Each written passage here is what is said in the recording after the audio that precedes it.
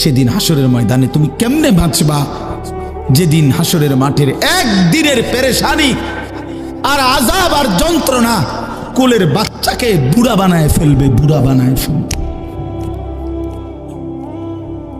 হে বান্দা, তুমি জানো না আমি মাওলার শাস্তি কি জিনিস।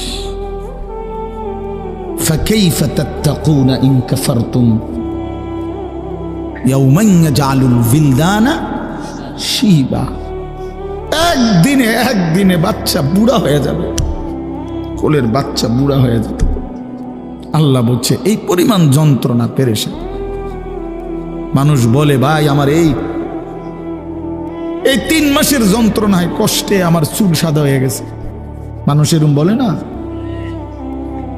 আল্লাহ তাআলা বলে বান্দা তুমি কেমনে নাফরমানি করছো, তুমি বুঝতেছো না বান্দা আমার আযাব কি পরিমাণ ভয়ঙ্কর, শাস্তি বড় ভয়ানক, আমার পুরস্কার যেমন অনেক বড়।